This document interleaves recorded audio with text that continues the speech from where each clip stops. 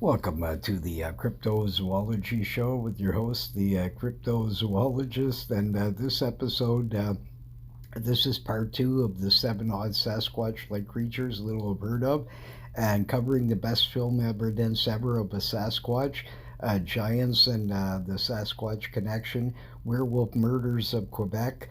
Updates of early newspapers and a few more odd forms of Sasquatch. Some stories are scary and may be disturbing to younger or sensitive viewers, and viewer discretion is advised, right? Now, just to say something, apparently some people get peeved off from time to time of the constant laughing and some of the things on here. And no idea, like, I mean, the thing is that I explain this later in a video later on. We're going to be covering this amazing film from Russia. But the bottom line with it is apologize if laugh quite often of some of these things, but Jean-Guy sends in things and some other people, and sometimes I don't read it all and I just paste it in. And I find some of these things extremely comedic, like the idea of, some guy starting up a halal fund to, to all kinds of things. Because it doesn't matter what the group is or anything, just like when it was the year end guy, I talked about this years ago in some of the earlier shows. The guy stealing the beer from the guy in the train. This giant Bigfoot sticks his arm through the window and grabs onto the guy's beer. I love this. Like, I mean, I like these insane sort of the funny ones, right? And this sort of thing. So we'll try and keep these serious from now on. I'll try and read through them first of what anything they're going to add to this. I just talk off the cuff in my head. I'm not really looking at these. It's hard for me to even keep track of what slide I'm on because I just start going, sort of thing. But it's just that's where this comes from. And we just the original sighting of the Walnut monster is a real sighting. It was extremely funny. It wouldn't matter, like I said, it could be the Bubba Nest monster, whoever it was. We would find this really funny, right, with the other sort of things. So it's just a sideline of sort of comedy of cryptozoology, because in the old days, the all you ever had was like news of the world to get some of these stories occasionally. Nobody besides the books printed out a lot of the major newspapers unless it was a real wild story of some sort or something serious. A lot of them didn't cover it every sort of all the time. So sometimes for comedy, you'd be walking by and you would see Loch Ness Monster versus Bat Boy and these things. So, in the spirit of that, we just like the fact that there really was this sighting of a Loch Ness Monster, and that Trudeau was supposed to, in early times, be creating these half man ape warriors, right, and these things. And all of us, that every single person I've ever interviewed thinks that he's in another planet from outer space. All these things combined, we just find this sort of comical, right? So we just added, just for if you're a local person in Ottawa, that yeah, you'll sort of see the comedy to that. Like, I mean, if you know anything about this guy in real life, right? Like, I mean, he's beyond the like, if you think Bigfoot's hard to believe in, just the thing that this guy has gotten away with on a daily basis, and yet hasn't been tarred and feathered out of town or these kinds of things, is mind-boggling, right? But this is so. But anyways, this is what's happening now. But don't worry, you might be able to retire with all these sort of Russian sort of billionaires that he's attacking over the word of a guy that was in jail, right? Like I said, I'm not getting into this Ukraine Russian thing. I don't know who's 100% right on what's in this and that, because, like I said, our news media tells us things that we think is real, but really there may be way more to it. As far as I know, some zillionaires are telling Mr. Putin to do this to create some kind of thing of some sort. I doubt this guy's as silly and unintelligent as they're making him, and this sort of thing. I wish I could get a film to him just to sort of impress him. I used to walk out for hours with icebergs walking around me, including saving a guy that I never even got thanks from. on the Rito River. The icebergs had just busted, and this a guy came flying down in a kayak, and the iceberg smashed into him. He was, I guess, maybe a more retired sort of guy. He looked older to me. He had a sort of a, from what I can remember, some kind of a facial bearding on him and a sort of silvery, sort of grayish. So he was older, sort of fellow. He wasn't a huge guy and that sort of thing, but yeah, just sort of average, sort of build to him. And this guy came flying out of that, came out of his canoe, and he was drowning. And I said, "Oh my God, man!" And I could see him coming. And there's no place for you to be washed into a bay for over about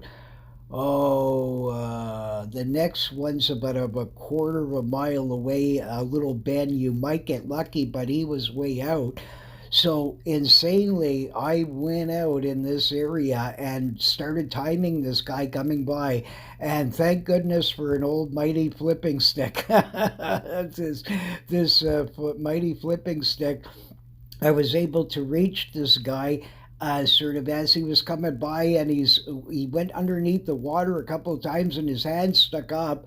And I sort of got started just timing him, and I was screaming to him every time he'd come up, "Please keep an eye out for this rod, grab, grab," like this. So the guy just grabbed onto it, and I started towing him back. And I was on the most slipperiest seaweed like bottom you could possibly imagine. But because of the massive amount of times of spending out in these cold water like that, I built a little bit of immunity to it when I was younger, sort of being able to stay out in that sort of thing. And I was able to drag this dude in. Had to push on his stomach. All of a sudden, all this water came out. He stopped breathing, sort of thing, for seemingly about, I don't know, about 45 seconds, a minute. I kept pressing on his stomach, and it just went like this, and you start coughing it out.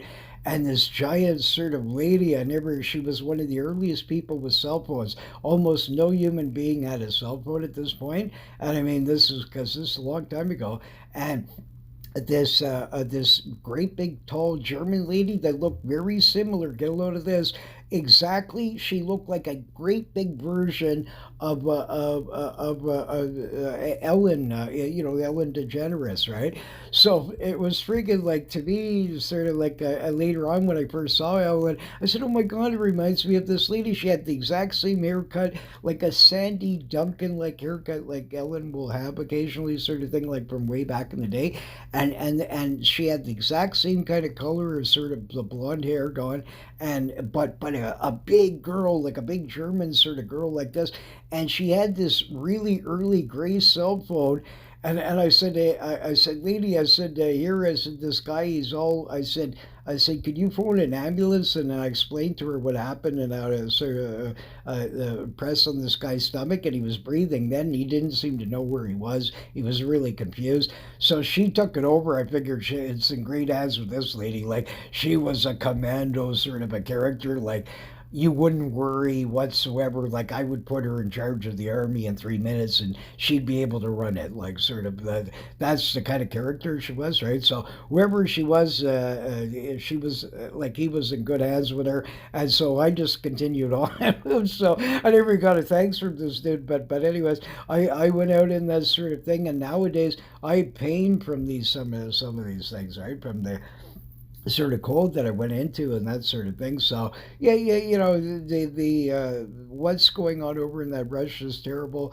I wish he wouldn't be blowing up these schools and all these things that are occurring or whatever. So what's really going on? I don't know who's puppeting who or whatever. But like I said, I was staying out of this sort of thing completely. Because like a lot of the people that are even being attacked are actually real Russians, and this guy is very complicated, right? And this sort of thing like that. So it's not we're in much more worse troubles here. We're worried about sort of about these things, the pollution, or these nuclear bombs, or peeping off a guy like this and taking people's money and all these weird stuff that isn't proven. I mean, these things, no matter what I say, should be settled in a court of law, and you shouldn't be able to grab people's money until you can prove what you're saying. right? I mean, this could be a lot of this could be some guy that they're taking the word off of out of a prison, and he's just doing this. The guy, even the leader of Ukraine, is actually a former actor and everything else. So I mean, how do you know? Like even what he says is some of this stuff is not propagandish too, right? So I mean, there's a lot of things to this, right? Like the sort of that. But the Ukrainian people are wonderful, and they're certainly welcome to come here and sort of but I just don't agree attacking regular Russian citizens where most of these people have no idea about what the war is about, what's going on. They're kept sort of private, and now you're sort of terrorizing them too, being Big Brother. Like, who do you think you are? You're no better than them because you're doing the same thing to them, right? Sort of thing like that. So it's a lot more involvement in that sort of thing like that. But nevertheless, it's a terrifying thing. I wish Vladimir Putin would stop this, whatever reason he's doing it.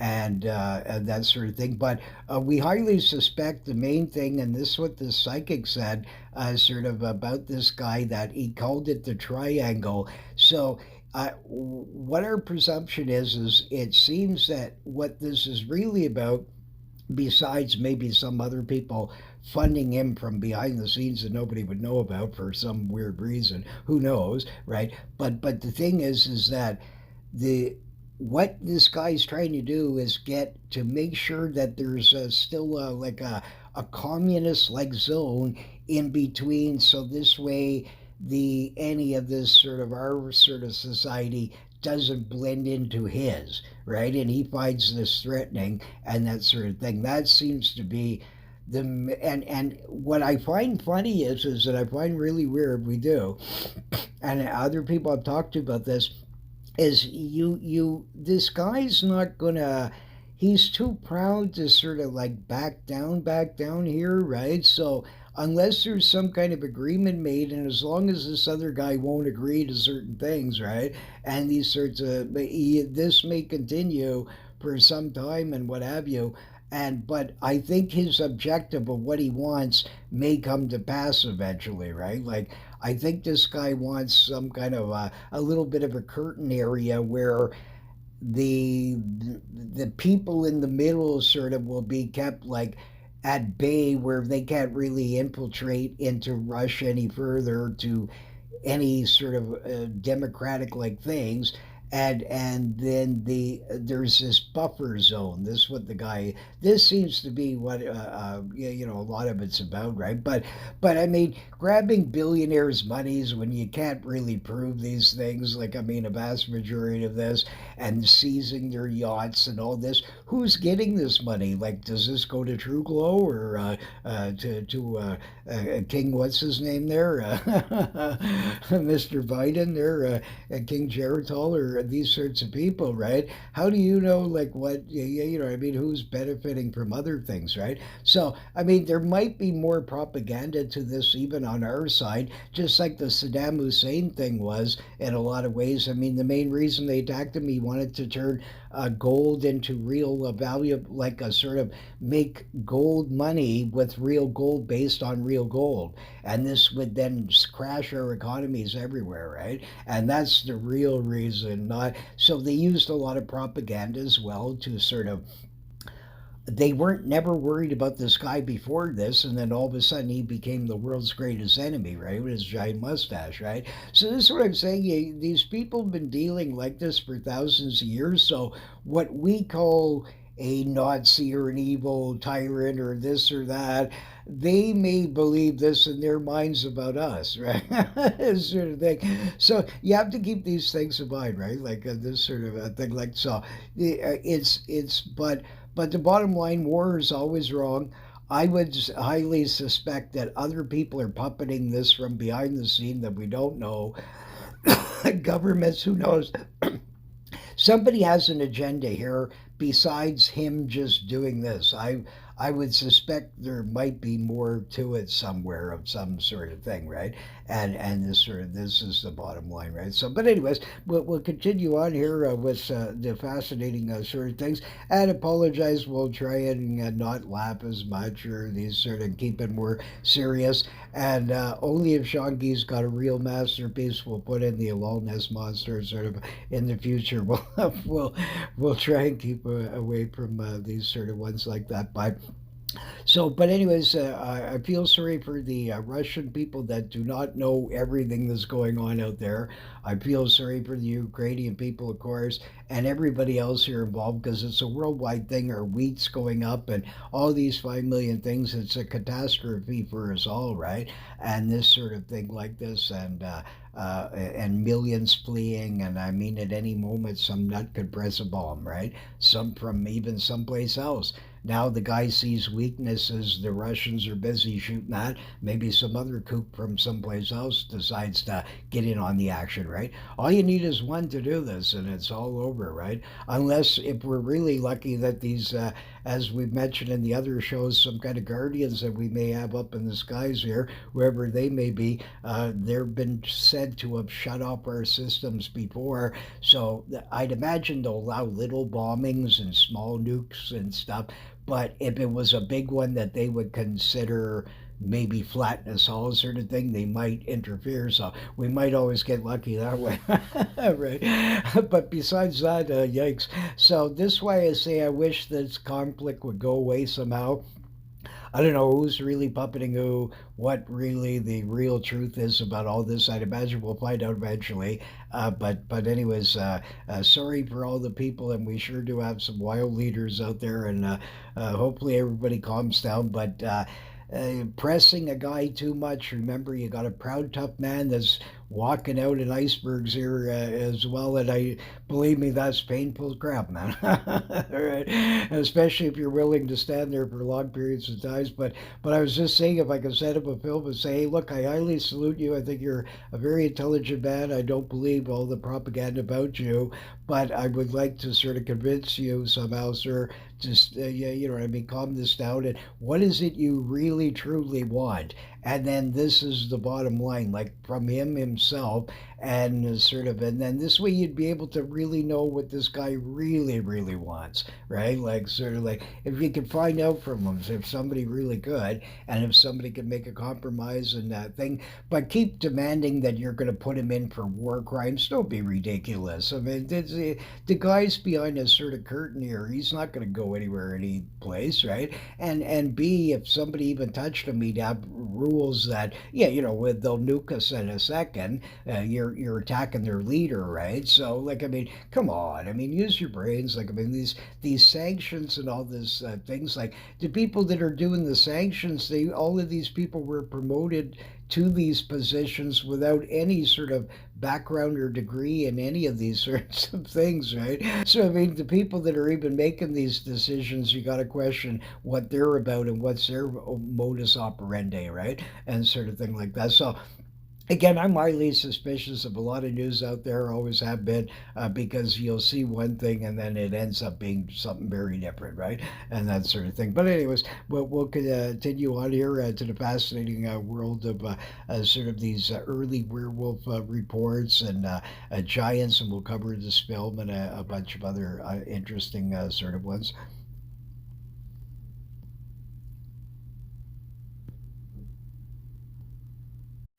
So, we're going to start off with here early werewolf killings in Quebec.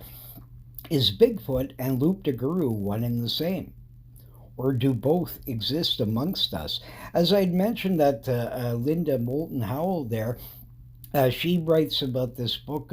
I would love to read it, The Beast of Bray Road. So I'm going to eventually get myself a copy somehow. Sorry, I laughed already. Oh my goodness. But anyways, I'd like to get a copy of that. It sounds good. There's a lot of stories through this Wisconsin and sort of around the sort of areas and things like that.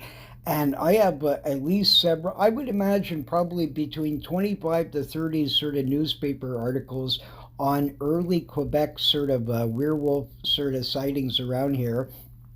and including up into more modern times, including a couple that I had interviewed over in Quebec, that they were around Blue Sea Lake and they were coming on this highway. I forget the name of it. I have it written down someplace. But anyways, they're going along, and all of a sudden, this gigantic sort of werewolf jumped right in front of them. They froze. They stopped their car.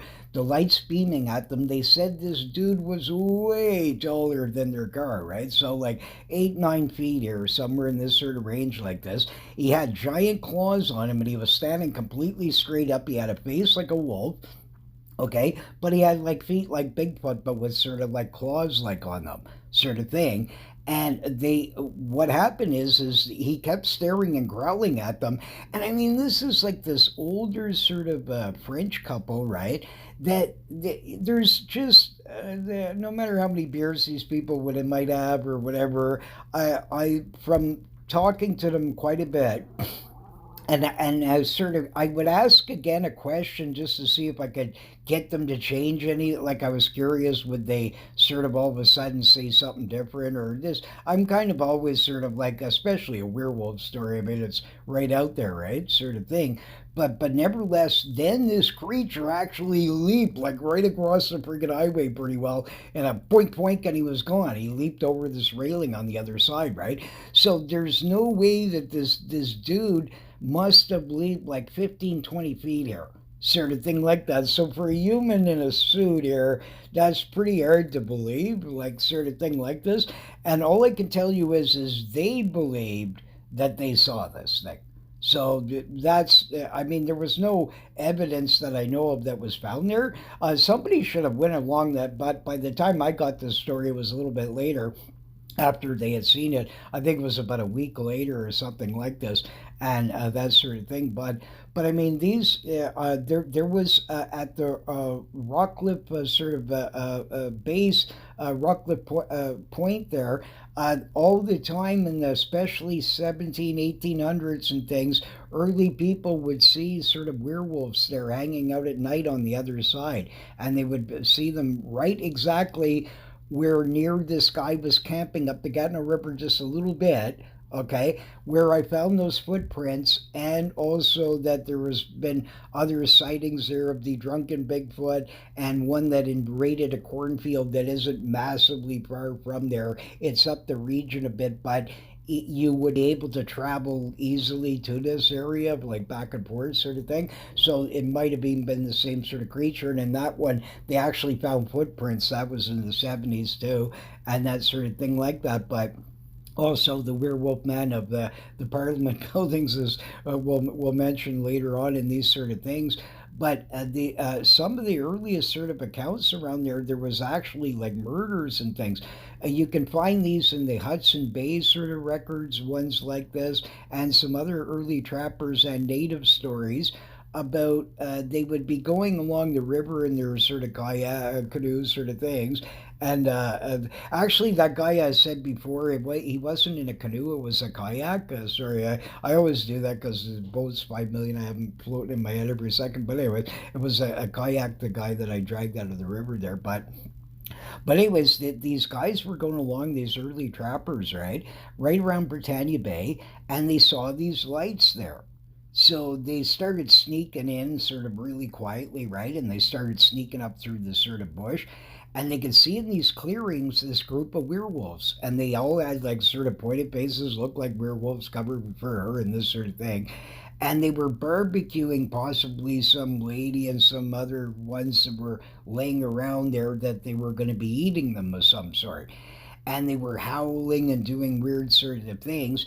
But what was weird is one of them actually took off of him some kind of weird pelt. But what was strange is that the guy underneath it didn't look really any different than what you were already seeing, right? So was this some kind of early native tribe that was cannibals where they're dressed like a shamans, like a group of shamans possibly, and they might not have been actual real werewolves there, or were they werewolves, right? Like I mean, but there was at least lots of these being seen all up and down the Ottawa River sort of system, right? There was another one in the 1700s, these trappers ran across these werewolves, and they just saw the lights and the same thing. They sort of came up and they could see this big group of them, and they were sort of singing and chanting and dancing around and things like that, right? So absolutely fascinating, weird sort of ones, that are pretty creepy. And I mean, there was people that vanished. This lady Maud that I talked about, that she had some amazing sightings from a UFO going around the Parliament buildings, a bunch of them that looked like these white silver discs, sort of thing, to a leprechaun and a fairy lady and a unicorn in Poland with her friend in the 1930s, sort of thing like this, in the same era that George seen his, sort of thing like that. But this lady had told me that there used to be this native tribe that was along there. I think they were called the Ottawans or something. And she had this weird sort of a tale. She said that when she was young, that her parents had came with her, sort of their parents, right? And so some of them were still alive at this point or whatever. And they said that there was like werewolves that lived there, and not to ever sort of go out at night and these sorts of things like this. So she had never personally seen one, but she said that they would talk about them and would hear them howling at night and these sorts of things, right? So very, very interesting, another sort of a creepy thing around that. Blue Sea Lake still to this date gets sightings. In fact, some lady sent me, when I had that cryptozoological site of an early sighting in 2000 and something. There was a teacher, some kind of teacher lady. I saw a film, I think it was around 216, 214, and she was up in the Blue Sea Lake area, and she was standing on this sort of cliff like mountainous sort of like this rise is not really a mountain, but like she's on this sort of higher sort of elevation, and there was this sort of lookout in this sort of peaky, more mountainy sort of big chunk of rock there that she climbs up on to look out over the valley below, sort of idea. And she saw some werewolf there. Then there was the lesbian couple that I had interviewed that got terrified by one, as sort of thing like that around this Blue Sea Lake as well. Oh, in another show, that's what I meant to say there. I was talking about how sturgeon in many sort of lakes, I have seen them up on the surface many times where I 100% knew it was a sturgeon. However, in Blue Sea Lake fishing, and many, many times, I never saw one of them on a graph. Because you can tell, like, if it was really huge, right, that would be more likely sort of in the shape and the sort of thing like that. Never picked up one like I did in other bodies of water. However, there's monster pike in there, and there used to be a lot more reports of the Loch Ness monster sort. And this is my suspect, is that if this thing was real at one point, just like the Charleston Lake monster, no reliable real sightings here since, yeah, yeah, 1970s sort of, and actually most of them were in the 40s and below.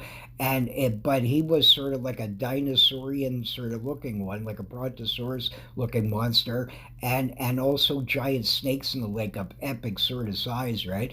Sort of a thing like that. But the same thing, in many, many lakes, these sort of sightings vanish, but then some still continue, but they seem to be more of the sort of sturgeonous like variety, where you have sort of both may inhabit the same body of water, right? So you got your monster, but also sort of that, right? And that sort of thing. But I just found it interesting in that lake, even though I fished a lot of times, and even though they're very rare, there is some northern pike in there over 40 pounds that exist.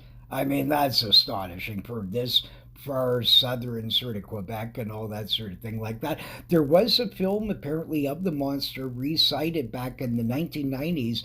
I've never seen it yet to this date, but apparently it's out there somewhere, and they say it makes quite the disturbance or whatever, right? So that's the more modern sort of this Blue Sea Lake sort of phenomena. But usually I would say it was a sturgeon, but because I've fished on it so many times and never even once saw one, and you would have thought, like, because I cover a lot of the whole sort of lake back and forth, and sort of always looking for structural things that would attract sturgeon and these kinds of things. And I look for this because I tried to find witnesses around there of the Blue Sea Lake monster, and it's quite difficult to do. I collected a few, but very, very difficult.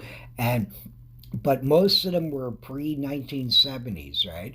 And this is the sort of thing, is that it could be that this creature went extinct, but still maybe possibly sturgeon might exist in the lake, or that it's somehow visits through some other system and gets in there through some underground system and only occasionally visits it, right? Hard to know, but I covered that in the book quite well, the Blue Sea Lake, and sort of some of the monster pike in there as well, and that sort of thing like that. But we'll continue on here. And here's some more the early werewolf killings in Quebec, and Bigfoot loup de Gros sort of stuff here. There was all kinds of them. I mean, some were just absolutely terrifying. Like one early account, according to the Gazette, and the sort of thing like this in the 1700s, sort of in 1776, the Quebec City residents, after a bunch of them being attacked or killed, and this sort of thing by supposedly a werewolf, right? The town's posse got sort of involved here and kept chasing them around. But it wasn't until November that they actually was able to corner this dude or dudette, whatever it was, right? And sort of they finally tracked into him with dogs, and they started attacking him with vicious blows and all this sort of things. So then the sightings calmed down for a while, but then all of a sudden, a newspaper report came out again saying that he was back again and causing even more trouble than before, right? But then all of a sudden, that's the end of it, right? So no more sort of a mention of him. The same thing. There was a similar like case in Montreal, blamed on some kind of psychotic sort of werewolf that was showing up there around there. So very interesting, and we have it from our area here, right? So this Outaouais sort of triangle-ish sort of to go down to Quebec and Montreal and this sort of things. It's all a sort of strange region here, sort of with these sort of early sightings, right, of these sort of ones. But I mean, they occur all over, and like I said, I've showed you in other sort of shows here. I covered this one before, but he fits in very well with this sort of thing here, this human vampire, right? And here's an early 1800s sort of paper there. And this guy would sort of leap around and steal sort of people's animals and all this. And he attacks this cowboy, right? And he tried to sort of drain him of his blood, sort of thing. But this is what they would find, these carcasses exactly like a chupacabra, right? And the guy had a crazy looking face and he was super strong. He actually attacked this cowboy, but the cowboy was a bit macho there, and sort of he grabbed him, and the cowboy sort of escaped from him, right? Sort of thing like this. But I mean, absolutely, this guy was quite powerful, sort of thing like this. But he was an early version of this chupacabra-like sort of phenomena of a vampirish, werewolfy sort of things, right? And there's even accounts like way back you can find in Europe of these werewolves or a vampire-like thing of a similar thing, where the girl's on the road here, and all of a sudden they see some werewolf or a vampire looking sort of guy come flying out. He grabs her, and then they find her later drained of blood. And I mean, these are including ones where they were picked up in coaches, right? And then all of a sudden found dead laying on the ground with no blood in them. I mean, that's absolutely bizarre. I read this one that was terrifying from the 15th century about it. I mean, it was just the most creepiest thing you have to, because it's all very serious stuff here, and they're talking about like what could have been, right? And that sort of thing. And is this some kind of weird experiment, like maybe back then to not freak the people out? The sort of whatever, let's say it's in that case, it was like some kind of alien like sort of thing. They portray themselves like a Men in Black of those eras, like a vampire, werewolfy sort of thing. But this guy was more of the real caveman sort, but he was like, again, a sort of a cannibalistic, seemingly sort of a dude here, right? And again, fitting in with this weird sort of bizarre sort of phenomena of that sort of thing, right? So, yeah, very, very interesting, anyways, but that's just our local region around here is sort of fascinating, and the thing things like that. And I'll go talk some more stories about them a little bit later on. But I just want to mention here about the BC giants and the little people. Like even here, like this is way 1880 something. That last caveman, right? Okay, so sort of thing like this are these the last cavemen, and even back then, a lot of people believed they were human, right? Including a lot of the tribes around there, sort of would give them sort of human-like sort of things to them. And going through BC, like I said, I traveled all the way from Prince George to near Victoria, and then all kind of like in between 100 mile house and all these crazy sort of places, right? And I found natives. There was a couple there in 100 Mile House that was after yeah, doing a lot of asking around. I actually found two people that had saw Sasquatch, two natives that I cover in the book and that sort of thing like that. But just from that one place, but uh, it's mind boggling the amount of similarities worldwide of everything's the same. You have these, they're usually cave-managed, full of fur, typically most of the time big, not always, some are small groups, right? And this sort of, and the same in BC. There are certain river systems where they claim they're like devil monkeys and they're only like 4 or 5 feet tall, sort of thing, right? And there's other sort of legends of miniature people and things like that through BC as well, and that sort of a thing, right? So, but it's very interesting how it sort of works, and it's always the same sorts of things. We got literally massive hundreds and hundreds of names of Sasquatch worldwide of some kind of wild caveman Bigfoot like dude, okay? Every kinds of culture is exactly telling you the same thing, that the guy comes from in the caves or in the deep forest, and that's what he's probably hunting out, or he may stay there occasionally and sleep overnight and make a bed or these kinds of things. But probably most of their home is usually in some kind of caving system most of the time, I would imagine, and that sort of thing. And they come out, they either yeah, they always stink quite often, and this could be because like other apes are releasing sort of, they're peeved off you're in their area. Maybe that's why that guy stunk so bad, the one that punched the fellow there, as I talked to you about, it might have been about 50 yards from a Sasquatch. He's raked up a storm there. Maybe that was the reason, because that guy was going to the bathroom. Maybe he got mad that he was peeing on his turf or something, or some kind of strange early human like thing, right? So, certainly a lot of them fit into this, including a lot of early native accounts where they're actually telling you that they speak a primitive language, some of them. So, I say that there really is a high case for this. We'll cover these giants later that have been found all over the place. Some of the things that fit in exactly the same size, they did the same thing. So it's only people are not sort of, they get, because they said he was a human giant, they don't want to accept the fact that that's really what is the same, right? And I mean, I don't see how anybody can argue this. You got already in museums a up to 11-foot red air giants, so they're giants.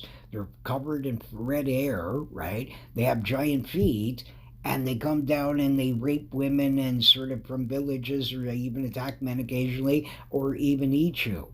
Exactly as all the other sort of characters are telling you worldwide here of these same kinds of things, whether they're small or big. All the habits are exactly similar, right? So you have to wonder about these sort of things here, and that sort of stuff. But here to cover, and then we'll go back into this later on. We'll cover some little people and the giants and some other things. But next year, I want to cover the most amazing film I have ever seen. This Russian Sasquatch film. It's not massively old here. Out of all the films I've ever seen, by far, this is 99.99999999999 as much percentage as you can humanly get that it is not a fake. Okay, and it's impossible, even way more impossible than the Patterson film, a trillion times more possible to pull off. Okay, so because what this guy does is no human beings on earth could leap this far. No human beings on earth have arms like that, and nobody could do the maneuvers that you're seeing in this film. So we'll cover this amazing film next there, and then we'll get back onto some more things. But I just wanted to show you this one. I mentioned it before, and I'm just showing you parts of it. That all that matters. It's way bigger. I encourage you to go see the original. It was actually first posted on Reddit or something or whatever I think it was. But there's and YouTube it's on and different ones. But I mean I think that's where it originally was first posted, sort of thing. But anyways, congratulations to them. They have beaten the odds a zillion to one here. They got the quintessential film. A lot of Bigfoot researchers hate it because the guy doesn't fit in the normal Gigantopithecus thing, but it doesn't matter. You still are looking at an unknown giant ape or ape man of some sort here. To science, there is no way that that's a dude in a suit. So we'll continue on here in a second. Okay.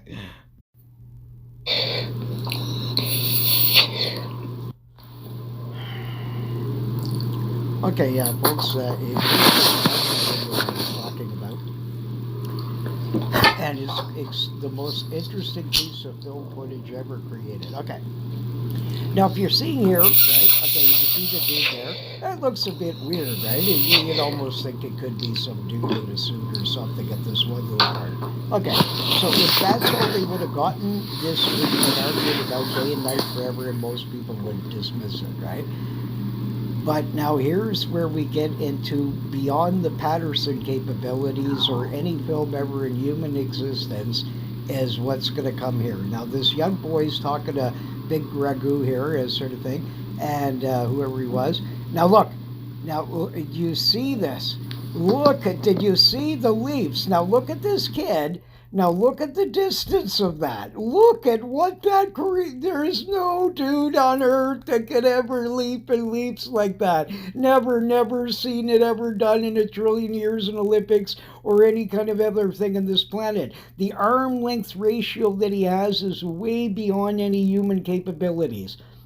The only one I ever seen like that was that freak from Morocco there, the ape man of Morocco, and the guy had long arms like that. So you couldn't find a person to even get in the suit like this unless he was a one in a trillion actor, right? So even at that, then you have to be able to find some actor that can leap 15, 20 feet, 10 feet sort of leaps here. Look at this. Did you see the length of that creature's arms?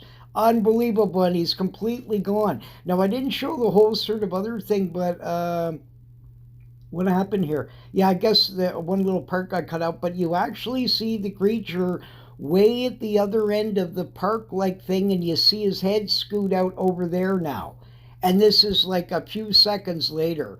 No human being on earth, not Usain Bolt, no, nobody could do that maneuvers there. So and it's actually very lifelike once it gets in the main frames.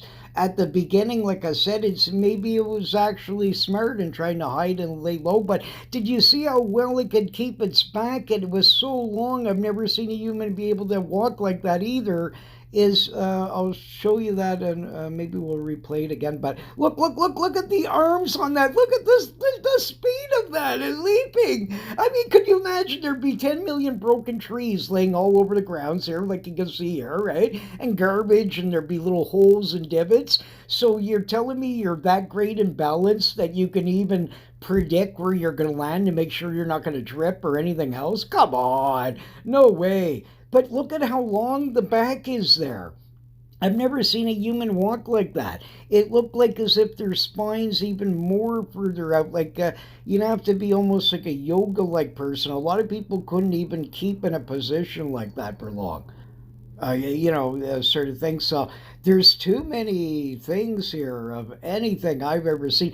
There is another Russian Bigfoot film that I forgot to mention that where it's running down a hill and somebody only gets it for a split second, and there's one with a couple of kids that follow these tracks that is feasible, is also real. I would give them more in the credibility that they are than not. But this is, to me, the most conclusive proof, even beyond the Patterson film, of a real sort of Bigfootish.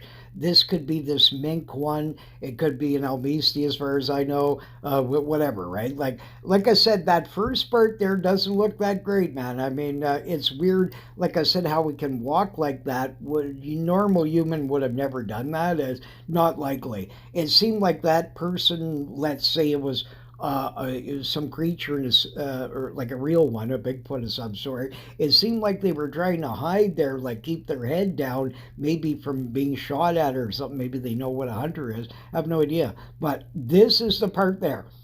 When you see those arms, I showed in another show. I'll try and find it here, but I have too many pictures. There, I have a picture of it spread out the arms, and that will impress you because it's quite. I blew it up and got it close, and you can clearly see that no human on Earth has arms that long. Impossible, and no human being could make the leaps that this thing is doing. Absolutely not. Here at the beginning, yeah, for sure, guaranteed. And like I said, it even looks weird to me. But the thing is this is the part. If they hadn't got that, I wouldn't have almost preferred it. It just distracts me from the great part of the film that all is important. All I'm telling you is, I don't care who it is, Mean Joe Green, the juice, yeah, if he's escaping from Sing Sing or whatever, right? And all the gang, nobody on earth could do that maneuver, what you just see there. It is absolutely impossible. And at the end, you actually see the creature veer off to the right. He sort of scoots and vanishes, or she, whatever, right? I mean, it's the number one most elite sort of thing in the universe of the Bigfoot phenomena, because nobody on Earth could achieve what this part here. If somebody could do that, I'd love to see it do it, man. I'd be your golfing slave for a year. I'll carry you even if our back's broken. If you could prove to me that you could do that in a suit without any special effects and run through that terrain and leap that far without and make it look exactly like this, I want to see it, man, because then I'll be the biggest person on earth to apologize. But nobody, did you see that first leap? That's got to be Titanic size. If you look at the length from that kid to when it lands, I mean, it's not feasible here. Not feasible. Anyways, I'm going to try and not laugh on this show here as much, like I said, and that sort of thing. I got some a viewer upset with me. Sorry, I had to, yeah, but a lot of people don't understand. Because the zoologist, I know I had a few others sort of that gives me some odd types of funny information. And Junkie's just a comedic sort of viewer that has been an early viewer that is a bit out there, let's put it this way. And for the Americans, they may not get this Trudeau's like sort of humor, but to us, we see the silliness of this place down here and the insane how these governments waste our money and all kinds of things like that. And because of news of the world, when I was younger, right, you would always see only a lot of times it would be years sometimes before I could collect another Bigfoot sighting from somebody I met or things like that, or Loch Ness or these kinds of things.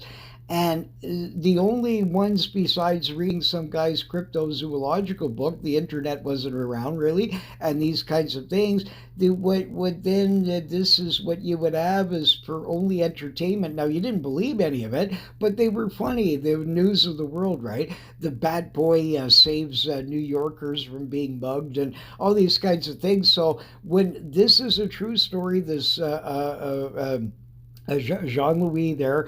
This guy, he was on this Victoria Island, and he really did see this thing. And I mean, his face still looked in terror.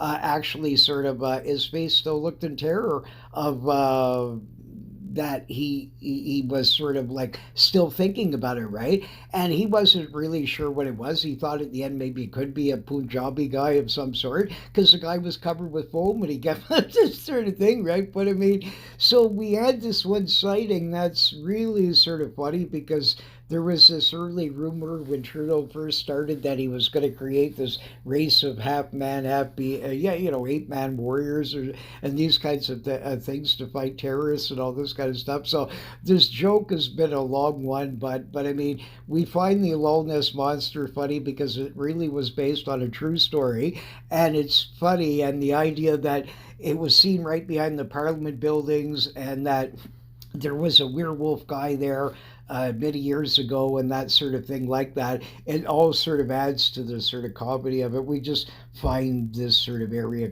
and we make for the local viewer a few laughs and things like that. And some of these things I hadn't seen yet. I just paste them in. And then when I start laughing, like the funniest one yet was John Key and his the giant bat monster in behind. So if you've never got that one, you got to see the mermaid one. I don't, even if you are ultra hardcore cryptozoological person like myself or others, you have to have some kind of fun a little bit, right? And that sort of thing. So, anyways, I'll try and keep it more serious, and I suppose I laugh too much in some of these, but I mean, I've been.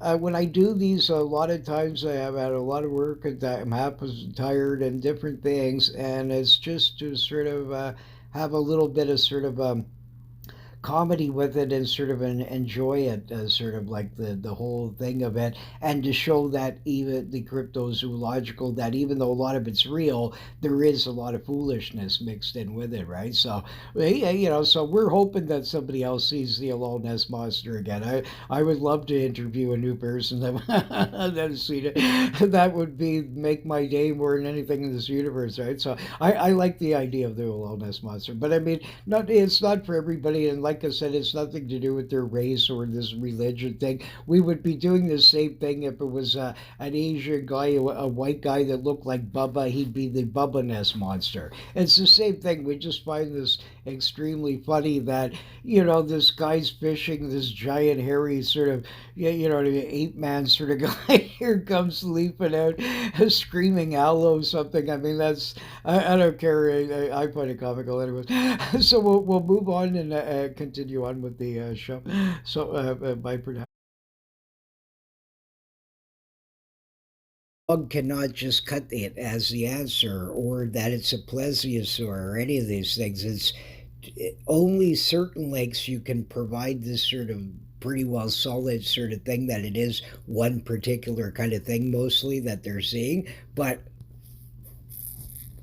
in many cases, this is not the case, and there are a vast majority of mixture of things. And this is the same thing with this Bigfoot like phenomena worldwide.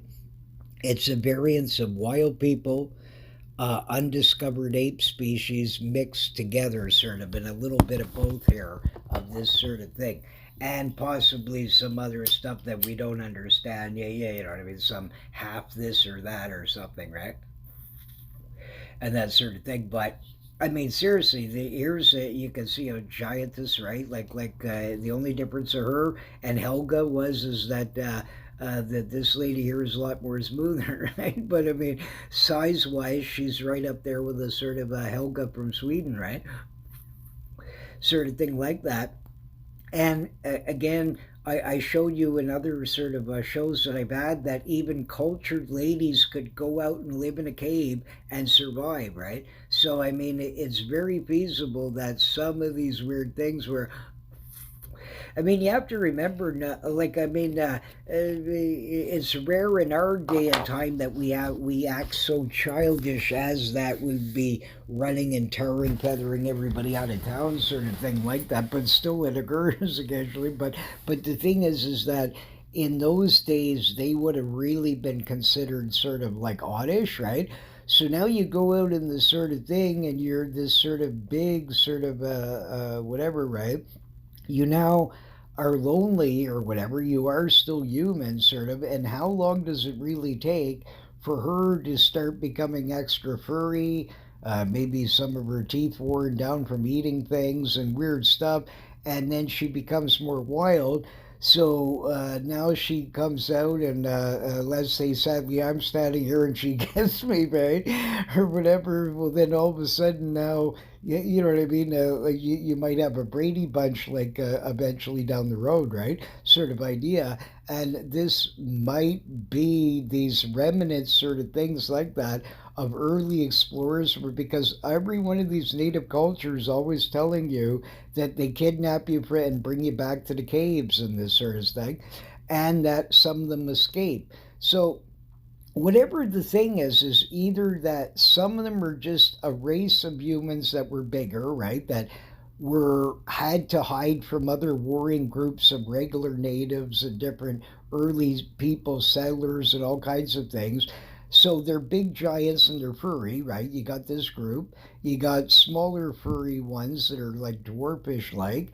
And then, but you also have these mixture ones, like I said, where sometimes their feet aren't as big, like the San Diego giant, right? And I mean, he's 100, that was a creature a little over 8 feet tall, right? He's got the pointed head. He's everything Bigfoot that you could humanly sort of get here, pretty well, except his feet looked a bit on the narrower side. And he could have been, again, one of these half sort of things.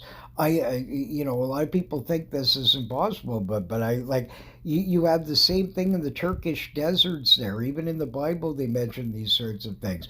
There's or Muslim like things or different ones that these races of giants live still there in the caves. There's that great story of the one they killed that was 12 or 13 feet tall or something, the red-haired giant guy, right? And these sort of things. So they still claim that these sort of giant monsters exist in these caves and these sort of things. And so it's very feasible that even in ancient times, these equal to us, they're another sort of human like sort of ones. They've just learned to have sort of avoid us and know that, any sort of thing like that, a native like thing, a white guy, a black dude, it wouldn't matter who it is, we're in the range of not furry. We look very different from them. And they know that some of them have had run-ins with us in the past. A shotgun guy shoots at you. Well, their language is different than ours. That's all this. So the guy goes back and he goes goony goo goo grunt grunt or whatever to his other sort of clan, and they would keep passing this down over sort of. So only the ones in the most remotest places that were completely locked away from native sort of interaction and all kinds of things like that.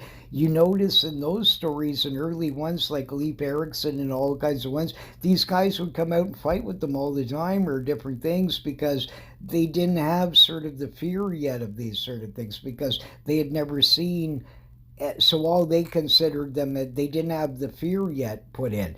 But once you find all these burial mounds all across North America and the world in other places of these giants, right? And people are not correlating this, and I just don't get it. I'm sorry, just you just all you have to do is say, yeah, both kinds exist here. But you got three really things here. You got some undiscovered great apes of smaller size. You got miniature hairy people of smaller size and giant miniature and giant hairy people of none discovered yet sort of thing. However, like I said, there is fossilized things that are not very old, and you have native accounts matching all the description in the same cave that the natives tell you that the monsters live in, and now you have proof sitting in a museum. I say that that is proof for a Sasquatch like creature. So to me, it doesn't matter already. There's enough evidence out there to show that yes, giants existed, and that when you're finding them in these caves, these are just ones that are still floating around to this date, right? So, however their origin, I suspect, like I said, some could be wild recluse people that were pushed off. Others are a race of groups that had sort of from that are ancient, sort of that survived the flood or whatever, and these kinds of things, and they lived very isolated, sort of thing. And there was enough of them around to keep a small population going, and that's they just continue on, right? That sort of thing. They just have enough to barely sort of make it, but I mean, it's not that. none feasible in 100 years that some Bigfoot dude could go out and, let's say they are human enough to make a baby with you, sort of, right? They could grab the odd one, and maybe the gene is way more powerful. So let's say that they once in a while, like every 200 years, somebody grabs one from the clan and they bring them up into the caves, and there's 15 normal wild ones left that are in this survival area, right? Well, now that this lady has, I don't know, five of these half ape kids, maybe the gene stays more of the Bigfootish side. They don't know that they were kidnapped or anything, so they're going to just behave like the parents. And then maybe the next gene, because they're now mating with normal Bigfootish ones that were full bred Bigfootish, now you're gonna, that gene even becomes, and it eventually evaporates again, and you now have more of the big, just Bigfoot like ones mixed in the cave, sort of idea, right? But so no matter what, these cave people have existed. We found literally thousands of these things, these burial mounds all over the place were warriors fighting with these guys in early times, because there was way more of these giant hairy dudes around. Yeah, and now they're at the last sort of thing of this. Even in the 1800s, they started saying in a lot of places they were vanishing, right? And this sort of thing like this. So again, we may be seeing just remnants where I don't know, like let's say in a total area of 1,000 miles of square miles of BC forest, right? Let's say there's, I don't know, 20 of this surviving sort of band of this little group in this sort of area. You may be seeing these guys in a circle here. So like and because it's variant, right? Like, and this is why quite often you're seeing another thing that nobody ever mentions, but I believe this fully fits in with my sort of theoretical sort of things here, is that it's feasible that if you notice, a lot of reports are similar. You got cinnamon colored ones, you got black ones, you got whatever, but you notice a lot of times they're similar size and sort of thing like that. It could be that you're actually seeing the same individual in even several states here, and numerous different depending on where his route might be. And this sort of thing like that. Maybe they have to travel sometimes a far way to find another one of their own kind to mate with or whatever, right? I suspect a lot of them do stay local and don't move very much. There's this sort too, just like I said with fish and every other things. There's travelers and non-travelers, right? So what you'd want to find is a place where they wouldn't need to travel much, where it's got fish nearby, water supply, the caves nearby. You got the food, berries throughout the season, and all the things they would require. You would think over the thousands of years of this Bigfoot walking around since the flood, if we'll go with that version, right? That somewhere some of them might have found this juicy hot spot, and you would hang out there, right? Like if, especially if it's farther away from humans and this sort of thing. So I suspect Bigfoot acts in areas where a lot of people are around, where there's more hunters in the forest, there's more this and that. They're even more elusive, they're even more sort of whatever, right? And you may be only seeing just a handful of individuals that just happen to need to come out at certain times or whatever for water supply or whatever it is, and you get lucky and see one once in a blue moon, right?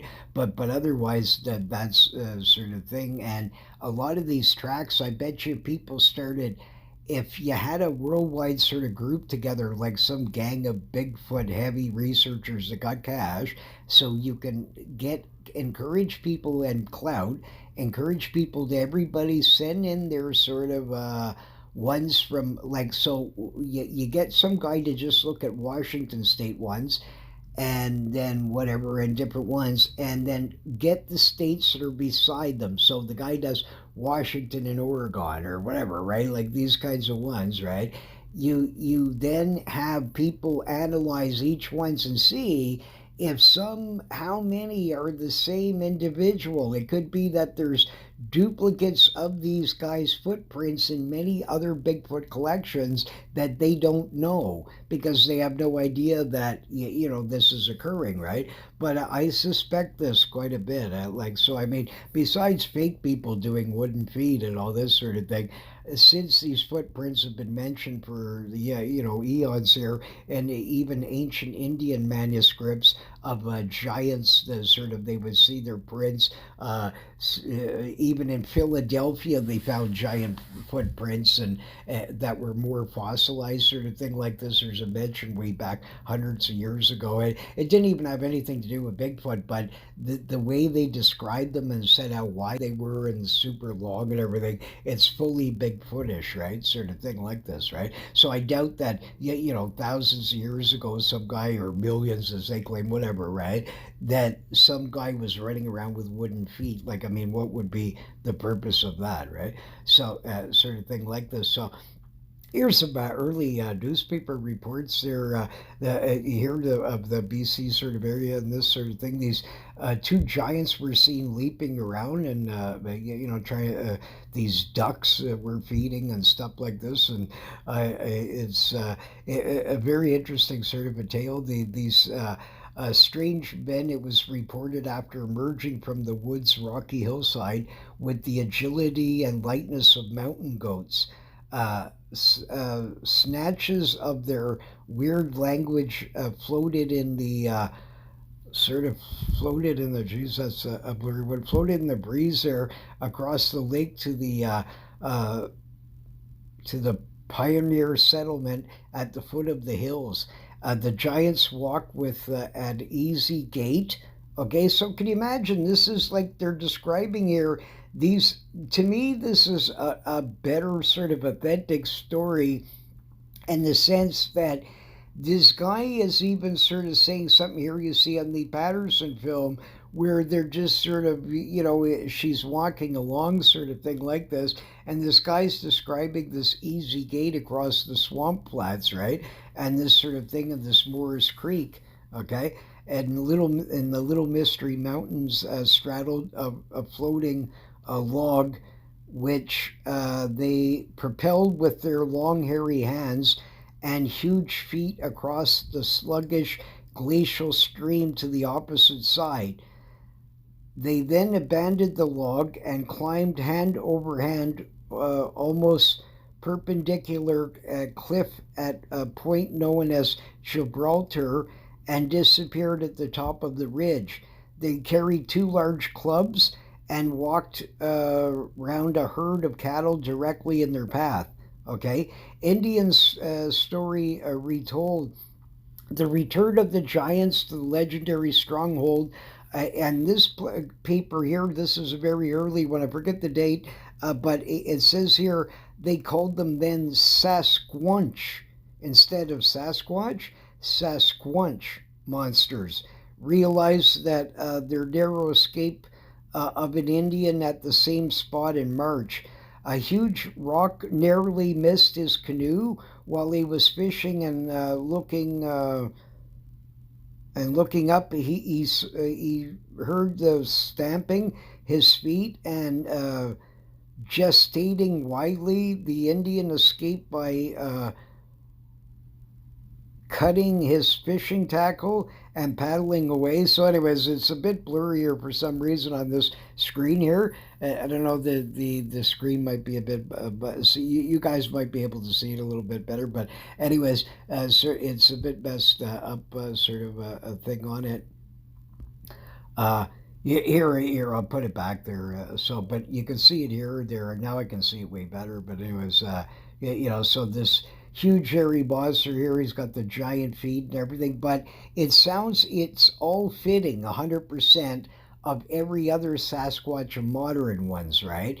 So this guy, to make this up would be near impossible that he would get all of these sort of accurate sort of information to it, right? Sort of thing like this. And of course, there's real skeletons, like I said, found all over the place. Now, look at the craniums on these things. They're very pointed, like the Patterson ape, and these sorts of things. And this, what I'm suggesting is that all these sort of skeletons, which we're not allowed to dig up anymore, right?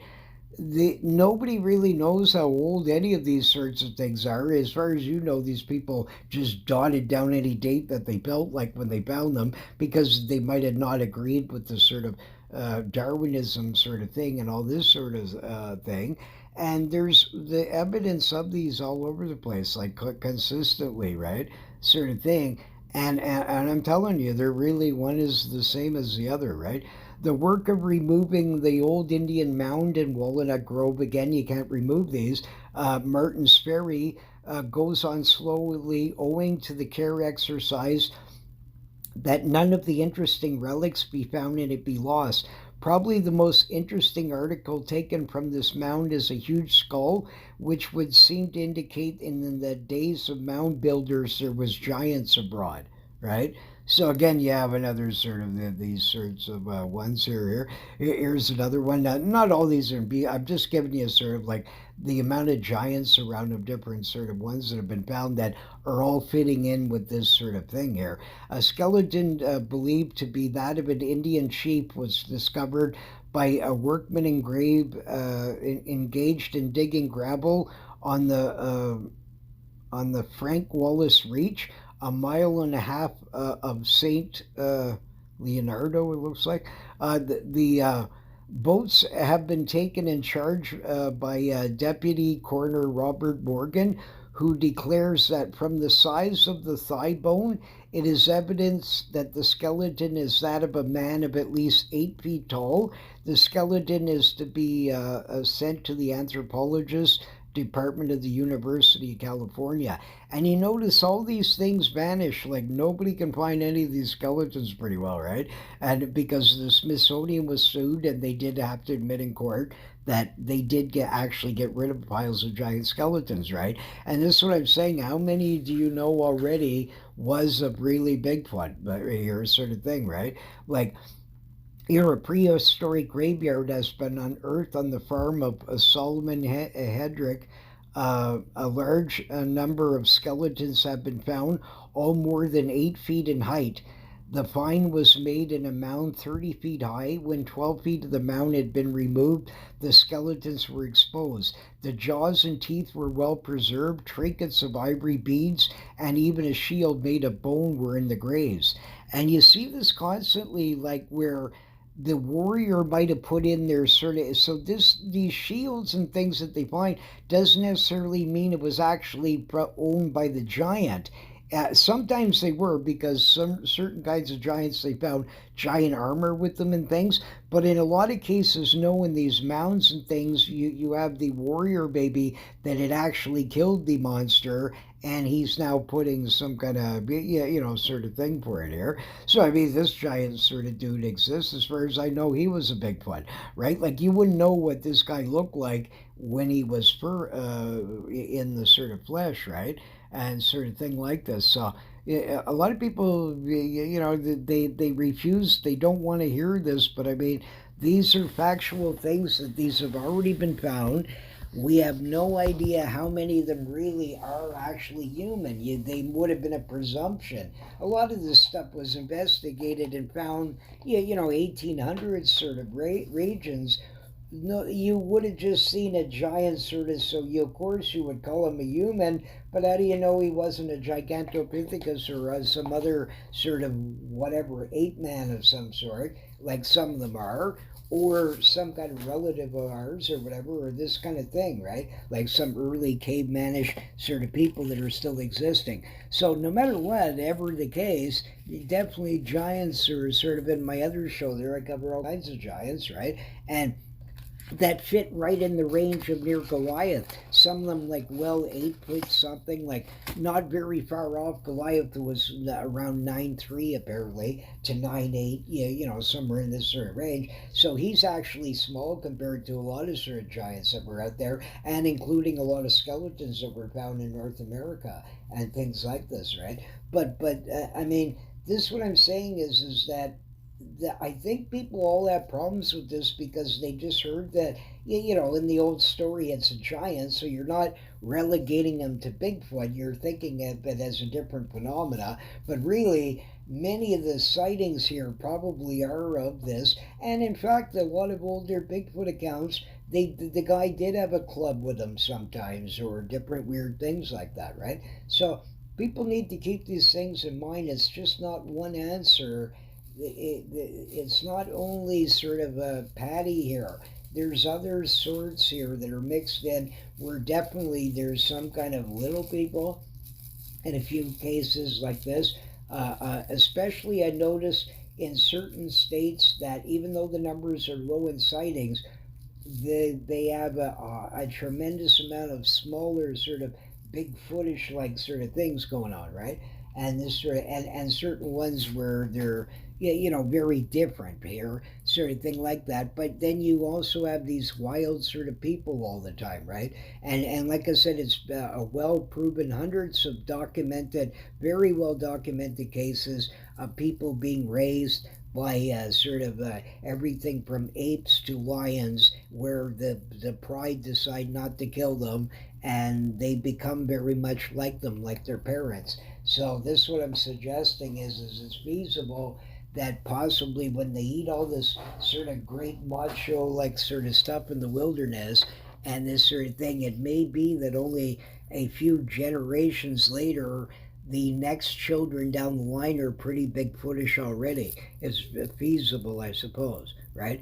And this is how you could keep this thing going for sort of since the earliest times, is that they're simply just people like us in a lot of cases, and some great apes, a few mixed in of that as well, because there's still ape species being found. So, and there's quite a few kinds of variants. So I have no problem believing that possibly there's a few of those kinds as well. But I'm saying no matter what, the Bigfoot phenomenon is already sort of proven in the sense that you can go look in a museum at 11-foot giants that had hair on them. They come down, they eat people, they rape the villagers, and even there's native tribes that are half Bigfootish where they escaped, and you see parts of hair only growing on certain sections of them, just like a Bigfoot, and the rest of them like normal, and they tell you the same story, and multitudes of natives worldwide tell you the same thing, from even from ancient days in Morocco to to Russia. It doesn't matter where it is. This same sort of thing, because certain amount of them must be human enough where they're close enough to us to actually produce some kind of offspring, right? And some survive, some may not, sort of thing. But no matter what, the Bigfoot phenomenon is real in that sense that at least some of the sightings out there are for sure and were for sure. And the bodies are in the caves exactly where they say they are, and everything else. There is this much we can say, that a Bigfoot like sort of cavemen people have existed in our past in the caves and still being reported to this date, sort of thing here. Now, here, what I was talking about before in Florida and sort of things like that, the sort of that here was giants found, like this is an older sort of one here, but the thing is that in the older days, this is what I'm saying, that there was monster ones in Florida as well, besides the regular skunking probably, but there was these super giants, and these guys were real monsters. That 13-foot tail is the most astonishing, greatest, especially when the guy describes the copper nails and the feet. I think the feet were 21 point some inches. Like, he gets everything correct. So like, I mean, if you said it was 13 feet tall, why didn't it be a, yeah, you know what I mean, his feet were 4 feet long or whatever, right? Like, why was it, everything was very specific, that fits in with other reports of the same kind of a size of a monster. So the guy even gets this right. I mean, it's not that there's too many sort of consistencies there. This newspaper article was not made up. This posse actually already, as far as I'm concerned, in the Florida market, were at least the first sort of what you could call really highly credible story here, where of a white group of white the gang here sort of being able to actually kill a Sasquatch, and where for the description is beyond too good. Every single thing matches up, from the copper nails, the size of the feet, the conical head, the giant arms. Oh yeah, that was other things he mentioned, that the creature's arms was super super long, right? And all this sort of things, like none of this stuff was even known yet, right? So you're expecting some hillbilly guy in some little village town newspaper that is going to be this great at anatomical sort of, come on, I mean, seriously. So so no matter what,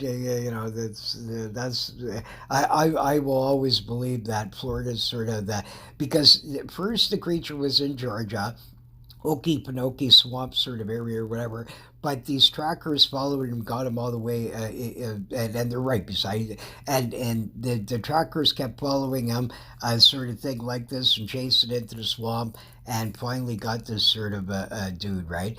And there's another weird tale that's similar to this that I saw in another paper, but the part of it's destroyed, and I don't really know where they saying it was in the Okefenokee swamp or was it in a Florida swamp, but it's a similar like tale from another newspaper. It's not the same one. And I've not been able to get a whole sort of the whole thing of the paper, and it'd be nice to know sort of like what, was this a separate killing or not, because I always get these, one was in a Florida thing and one was that, but I mean, they sound like the same story that was sort of like, yeah, a sort of thing, right? But it's hard to know. But anyways, no matter what, the guy's description is just too good to be made up. And because the natives there say that, these giants existed in the past and this sort of thing, it's very likely that, yeah, the stories has a lot of credence to it, right? But like I said, in today's times, it doesn't seem that there's too many, tales of that sort of size, right? Sort of thing like that. So they might have been the last little, group of these giants sort of like that existed back in the, and they maybe just a last little handful of them or something, and they passed on, right? Sort of thing like that. Maybe introduction of different species or even humans. Sickness might have been brought in. Who knows? That kind of thing. There's the little buddy there, Mr. Danon there, and sort of thing like that. And like I said, I used to have a picture of me holding this Mossberg cripple print, and there was only a handful made right originally, so it was a really good copy of it, sort of thing like that, right? And uh, you know, the anatomical features on this thing is too strange to sort of, yeah, like, so. And not only that, Ivan Merckx would have had to have been able to, like, these people didn't really, like, nobody made a huge decision on where they were going, and they all started, and then all of a sudden they ran across these tracks and kept following them, right? And that things like that. It's just he wouldn't have been able to know that they would have been going to exactly to that spot and to pre-put them there, or a lot of things. So but his movies where he states that he shows the Bosberg crippled lady coming across the screen there, that's a totally different world there. That was done way later than after these prints were found, right? And, so we'll leave his movies alone, like I said, because I like Mr. Marks. He was a very entertaining fellow. But as far as that goes, the movie, whatever monster that he filmed on that film, was not this one, the original sort of footprints that they found, right? So, and that's the thing is, and I mean, when you looked under the microscope, you actually seen it couldn't have been wood, because there was like these little pores in it and stuff, where like little pebbles and things sort of stuff had went in, where it pushed in his skin. I mean, there's no way they didn't, like, so it's too good for that sort of era, right? Like, Ivan was a funny character and all that sort of thing, and he certainly, I wouldn't be surprised he would do something like this. However, in stating that, for him to guess the anatomical way that it would have to work to be correct, and for him to then make some kind of early rubber foot here that couldn't have been a wooden one seems a bit out there. And then for him to guess exactly where they're going to go hunting and everything else, it doesn't seem very likely, right? So I just think that he found these tracks like with them, seen this, thinks this is a great idea, and continued on with the entertainment, on his own sort of side thing. Put it that sort of idea here. But many tribes have a tradition of little hairy and non-hairy types, typically again living in caves to mountains or forests, like the Rocky Mountains, Nimingar, little people with weapons, right? And these guys, like, I mean, little bow and arrows, the whole do, right? And as I showed you in another show there, the little miniature mummy man from the San Pedro Mountain. I mean, that guy was real. And so you can't dispute that some dude was way under 2 feet tall. Here's their thing. And I mean, when the natives tell you that these guys live there in the same mountains and they would do this, and they find these miners find this in that cave, right? So I mean, it all adds up. You actually got physical evidence. You got, sadly, this thing's disappeared now, but I mean, even at that, it sort of corroborates everything else that they say, right? Like the Choctaw tell of a race of miniature people called it's hard to pronounce some of these words here, the Kawanakosha, who steal their children and take them to the cave and forest, of course, right? So the same thing again, I mean, from every country in the world in ancient times when there used to be more forests in those places, and then finally these creatures went extinct, right? The wild caveman, there wasn't many of them, but they finally wiped out the few that was floating around, right? Sort of thing like that. The same thing, the trolls, all these guys are all Bigfoot sort of phenomena. If you actually read the early descriptions, a lot of them were hairy and this sort of thing. That was just a name for them that they had for that sort of thing. You're another one there, the Nuremberg race, little furry dudes reported in the prior mountains, right? So, I mean, very sort of interesting. There's little ones there, like I said, the monkey people along the sort of certain areas of the Fraser and the valley, and these weird sort of ones. They cross over. Some you'll get different native groups that always have a similar, like, sort of little mini Bigfoot or mini, you know, little people with weapons or fairy like sort of creatures, or some have magical sort of I don't know, like things about them and that sort of thing. But I mean, there's certainly a lot of them, and there definitely is sort of even physical evidence of miniature sort of skeletons here. So I mean, there is a basis to this, right? Sort of thing like that. But here when he was Rennie was doing the sort of the early sort of investigations and stuff, you got to wonder, like, I mean, from ancient ones like mentioned so long ago, right?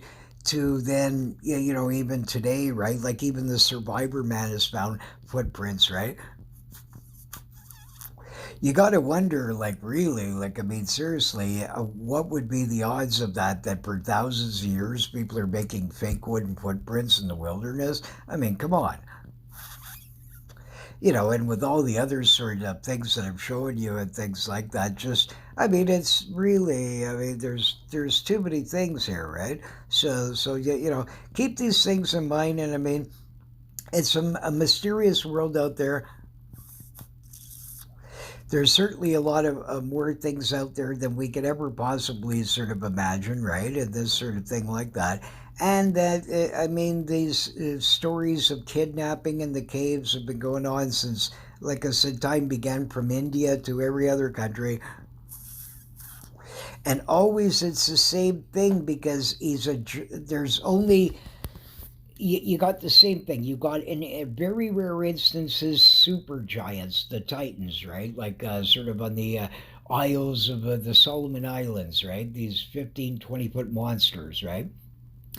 Same with Russia, a few areas and sort of stuff like these Titanic-sized Almisti like monsters, right? But they're rare across the board, right? Only in very, very small, isolated locales, and many of them were in earlier sort of times in Europe, and there was more of these sorts, right? They sort of went down the hill in most vast majority of areas where a vast majority of the Bigfootish, like to wild humans, are under sort of 10 feet sort of thing here, right? And you have these sort of just either the group of big ones, you got these sort of mid-range sort of ones like in Vietnam and all these other sort of countries like that where they're a bit more on the humanish side slightly, right? And then you got these sort of shorter ones there up in certain areas of the Himalayas, and then of course you got the bigger sort of more bigger sort of Yeti like sort of ones, right? And this sort of thing. But I mean, again, it's always the same thing. They're always in the caves. We can't get into caves easy, right? We don't even know where 10 zillion of them are hidden. And these guys have had centuries, thousands of years maybe, of families knowing every little bit of their caves and all these sorts of things. And they have a certain limited hunting range. They probably mostly hunt at night, a lot of these, and they know to avoid humans, right? But and this is why they know to not leave their footprints quite often. It seems they go way out of their way to do this, right? And I mean, so you know, you have to sort of wonder about these sorts of things. But anyways, stay tuned for some the next shows there. We'll be talking about some little bizarre known cryptids that are very interesting, including a sort of a world's exclusive of one off of a little tiny unknown island, sort of off of the thing where a very unusual sort of a cryptid seemingly resides and things like that. So hopefully it didn't laugh as much or terrorize sort of thing like that. And tried to keep it a little bit more serious for you.